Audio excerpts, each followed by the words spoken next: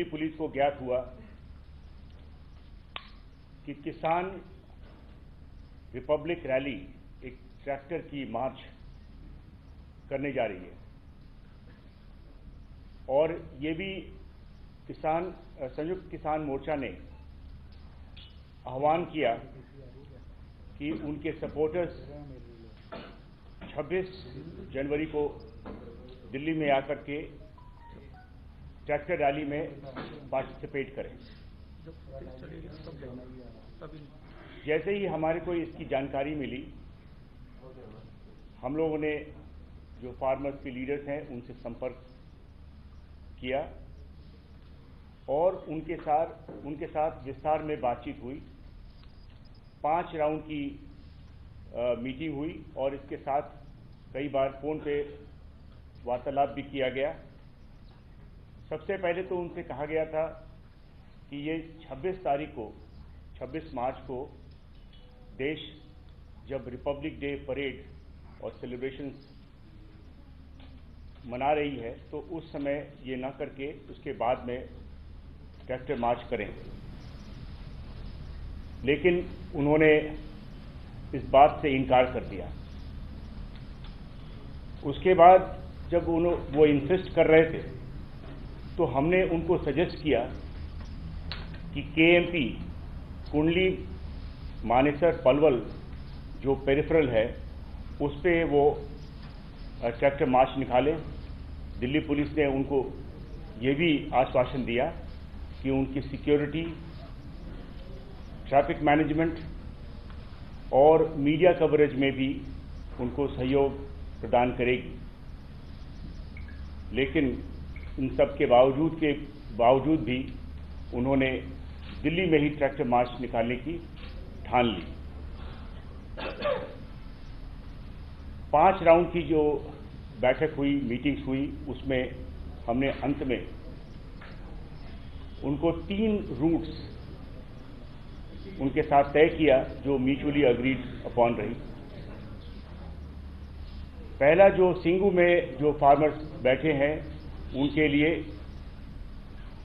आप तस्वीर में देख रहे होंगे, सिंगू से चलकर के मुकरबा चौक से पहले जो संजय गांधी ट्रांसपोर्ट नगर की तरफ राइट टर्न रास्ता जाता है, उससे बवाना और कंझावला होते हुए वापस औचिंदी बॉर्डर से बाहर निकल करके केएमपी से होते हुए वापस कुंडली और सिंगू ये तय हुआ। और ये कुल जो डिस्टेंस है ये 63 किलोमीटर का है। साथ में ये भी तय हुआ कि जो टीकरी में बैठे हुए हैं वे टीकरी से नांगलोई टी पॉइंट आए और नांगलोई टी पॉइंट से नजफगढ़ के रास्ता होते हुए ढांसा बॉर्डर होते हुए वे फिर केएमपी पे जाकर के वापस टीकरी बॉर्डर पे आ जाए। ये कुल डिस्टेंस 74 किलोमीटर है। इसके बाद जो तीसरा रूट जो गाजीपुर में जो किसान बैठे हैं उनके लिए यह तय हुआ था कि वो गाजीपुर से अंदर आकर के रोड नंबर 56 से होते हुए अप्सरा बॉर्डर से बाहर चले जाएं और केएमपी पे जाकर के और वापस गाजीपुर पहुंच सकते हैं। ये कुल 46 किलोमीटर है।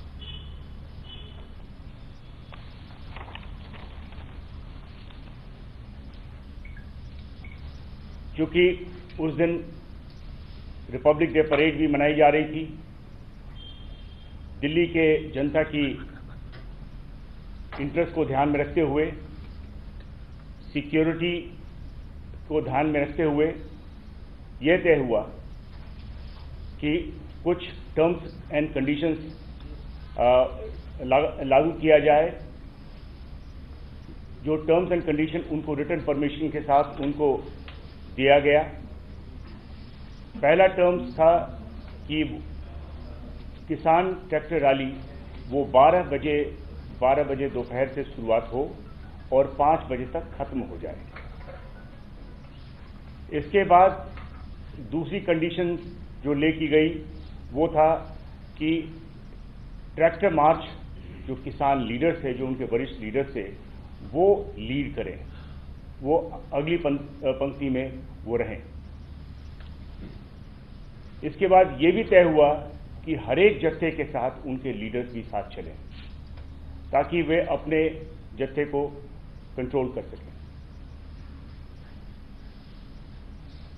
5000 से ज्यादा ट्रैक्टर्स नहीं हो और कोई भी हथियार, फायरआर्म, भाला, तलवार या कोई भी ऐसी डेडली वेपन साथ में नहीं होना चाहिए और रैली, जैसा कि आप समझ सकते हैं, ये पीसफुल और डिसिप्लिन हो। इसके बाद जब रिटन परमिशन देने के बाद एक अंडरटेकिंग भी ली गई जिसमें उन्होंने ये सारे शर्तें वो मंजूर किया और ये तय हुआ कि किसान रैली 26 तारीख को 12 बजे से शुरू होगी। लेकिन देर 25 की शाम को ये समझ में आई कि वे अपने वादे से मुकर रहे हैं। जो अग्रेसिव और मिलिटेंट एलिमेंट्स थे उनमें से उनको उन्होंने आगे कर दिया। इन्होंने स्टेज को कब्जा कर लिया और बहुत ही प्रोवोकेटिव स्पीचेस उन्होंने दिया। इससे उनका मंशा शुरू से ही समझ में आ गया कि उनकी मंशा क्या है। फिर भी दिल्ली पुलिस संयम से काम की। अगले दिन सुबह 6:30 बजे से ही वे बैरिकेड तोड़ने को तैयार हो गए। 7:30 पे जो सिंगू पे किसान थे वे उन्होंने मार्च करना शुरू किया और वे मुकरबा चौक पे जो हमारी बैरिकेड है वहां तक पहुंचे। जो अग्रीमेंट के हिसाब से उन्हें दाहिने मुड़ना चाहिए था वो दाहिने ना मुड़ करके और वहीं पे बैठ गए। उनके नेता सतनाम सिंह पन्नू, उन्होंने काफी भड़काऊ भाषण दिया, जिसके बाद वहां जो उनके साथ फार्मर्स थे उन्होंने बैरिकेड तोड़ने पे आमादा हो गए। उनके एक और किसान नेता जो दर्शनपाल सिंह, वो भी वहां पे बैठ गए और दाहिने मुड़ने से मना कर दिया।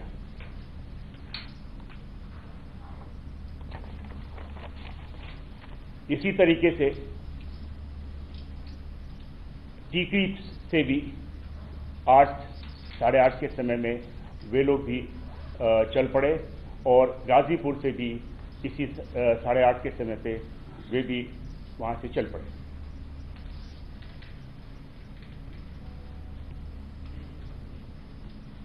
पुलिस के जो लॉफुल डायरेक्शन था कि वे अपने जो तय हुए समय है 12 बजे उस समय चलें, क्योंकि जो ऑफिशियल प्रोग्राम था रिपब्लिक डे का वो करीब 12 बजे के समय समाप्त होना था।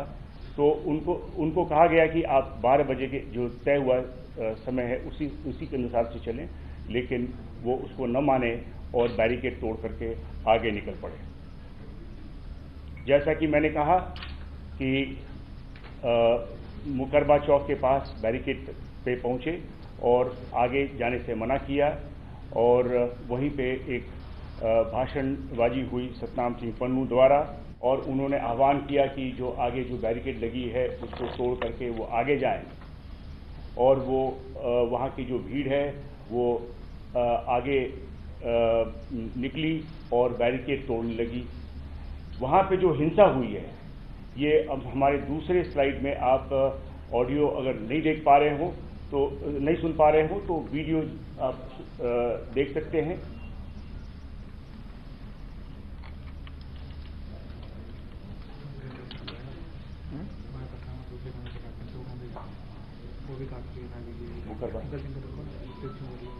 तो इस प्रकार से आपने ये जो उनके स्पीचेस के बाद वहां पे जो भीड़ है वो आगे की तरफ बढ़ी। ठीक इसी प्रकार से जो टीकरी बॉर्डर पे जो किसान थे वे भी करीब 8, साढ़े 8 के बीच में निकले और उनमें वे आकर के नांगलोई टी पॉइंट पे बैठ गए और वहाँ पे ही प्रोटेस्ट किया। इसमें उनके नेता बूटा सिंह बुर्जविल वे भी और जो हरियाणा से जो फार्मर्स आए थे उनके साथ मिलकर के वहीं पे बैठ गए और आगे जाने से मना कर दिया। और अंत में उन्होंने भी वायलेंस में इंडल्ज किया और बैरिकेड तोड़ी। और ये जो वीडियो फुटेजेस हैं आप लोगों ने काफ़ी कैप्चर किया, जिसमें आपने देखा कि किस प्रकार से एक बहुत बड़ा कंटेनर को उन्होंने पलट करके और आगे का रास्ता निकाला और उसके बाद वो पीरागढ़ी, पंजाबी बाग, झकीरा से होते हुए उनमें से कुछ लाल किला तक पहुंचे।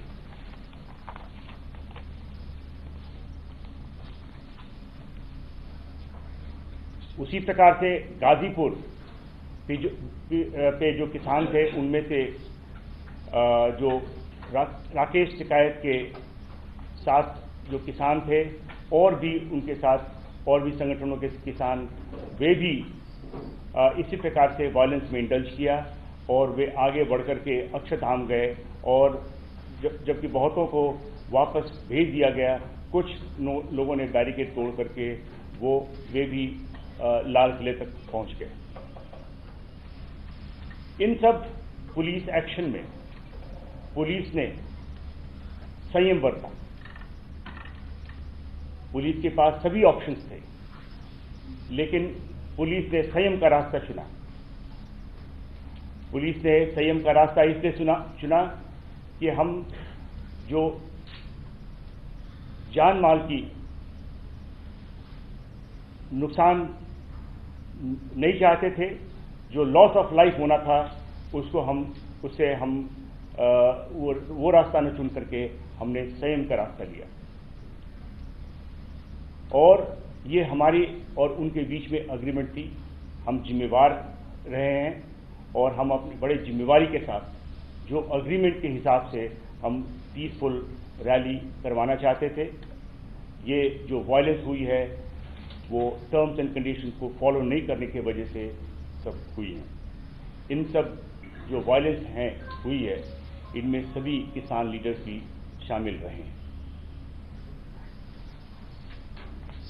कुल मिलाकर के 394 पुलिसकर्मी घायल हुए हैं।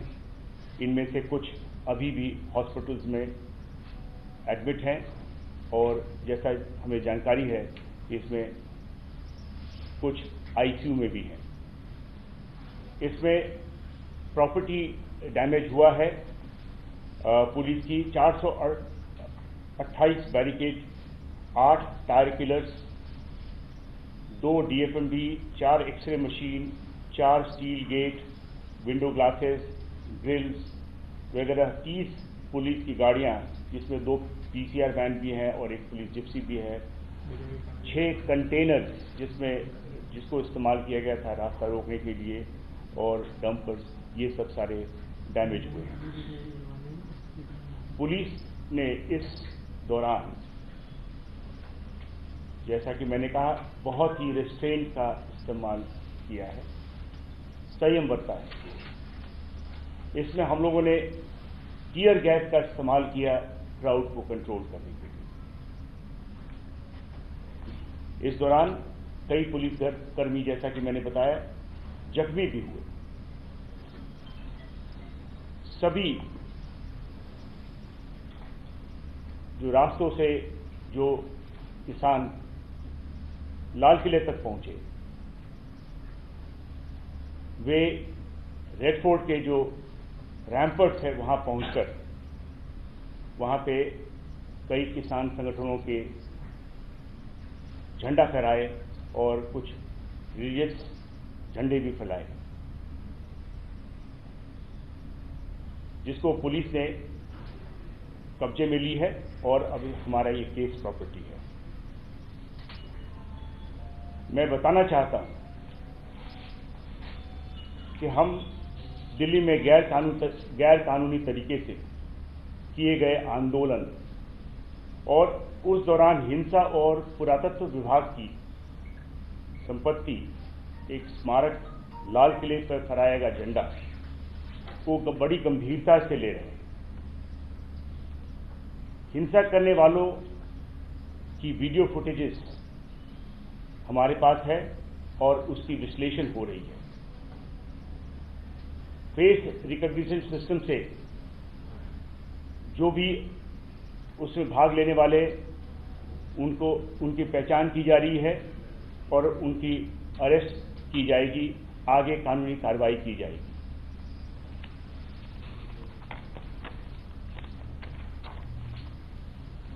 अब तक दिल्ली पुलिस 25 से ज्यादा क्रिमिनल केस रजिस्टर किया है और जैसा कि मैंने बताया है कि सीसीटीवी और वीडियो फुटेज से हम फेशियल रिकॉग्निशन सिस्टम से पहचान की जा रही है। एक चीज सबको बतलाना चाहता हूं कि कोई भी कल्प्रिट जिसकी पहचान होती है और जिसकी शमूलियत पाई जाती है उसको छोड़ा नहीं जाएगा। No one will be spared. जो भी फार्मर्स लीडर्स हैं और उनकी शमूलियत पाई जाती है उनके खिलाफ कानूनी कार्रवाई की जाएगी। राष्ट्र के सम्मान और सुरक्षा में दिल्ली पुलिस किसान संगठनों से पूछताछ करेगी और जो भी कठोर कार्रवाई करनी पड़ेगी वो करेगी। धन्यवाद। Sir, are you feeling cheated because there were 5 rounds of meeting? Sir, this time hundreds of Twitter accounts have been used from across the border and for some anti-social elements. Would you speak on that? What is the status on that? पिछले press conference जब की गई थी तो उसमें आपको बताया गया था कि करीब 308 ऐसे ट्विटर हैंडल्स जो क्रिएट किए गए हैं जो विदेशी लैंड से किए गए हैं, पाकिस्तान में किया गया है, जिससे बार बार उकसाया गया था कि ज़्यादा से ज़्यादा लोग आकर के और दिल्ली के बॉर्डर पे किसान ट्रैक्टर मार्च में भाग लें। सर, जब इनपुट्स मिल रहे थे और इंटेलिजेंस की भी तमाम रिपोर्ट्स आ रही थी, एजेंसी जिस मुझे कर रही थी कि ये कुछ भी कर सकते हैं, तो ऐसी सिचुएशन में क्या इमरजेंसी के तौर पर इनकी परमिशन कैंसिल करना जरूरी नहीं था या ऐसा था कि काबू किया जा सकता था, उस वक्त में कैंसिलेशन हो जाता, रिजेक्ट हो जाती परमिशन? सर, इन्हीं के साथ मेरा भी सवाल है कि इंटेलिजेंस जो फाइल हो रहा है, अगर वो आप लोग तक पहुंचे और 12:30 तक आप लोग इसको लेकर बहुत ज्यादा सीरियस नहीं हुए तो आगे क्या था कि आप लोग को ज्यादा भरोसा था क्या इन लोगों के ऊपर, इन लोगों के साथ जो हमारी एग्रीमेंट हुई है इस एग्रीमेंट पे कायम रहेंगे, अपने मुहैदे कायम रहेंगे? जी देखिए, हमारे को बराबर सभी प्रकार की इंटेलिजेंस मिल रही थी और हम उस पर काम कर रहे थे।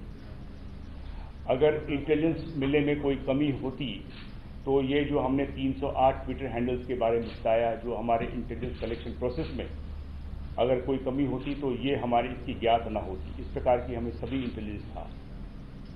लेकिन जब हमारी किसी से अग्रीमेंट हुई है, हम अग्रीमेंट को अपने इंतजाम करके हम उस अग्रीमेंट पे हम अमल रहना चाहते थे, क्योंकि वही एक तरीका था जो कि हम सभी के हित में था।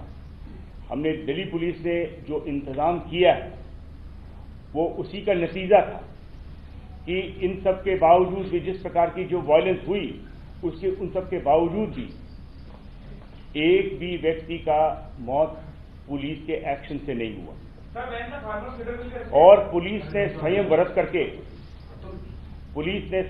करके इन सारे जो लॉ एंड ऑर्डर सिचुएशन जो उत्पन्न हुआ था उस पे बखूबी ठीक से इसको निकाला और जो लोग इसके पीछे थे उनका एक तरीके से उनके बारे में आप सबको ज्यादा जानकारी मिल पाएगी। Sir, breach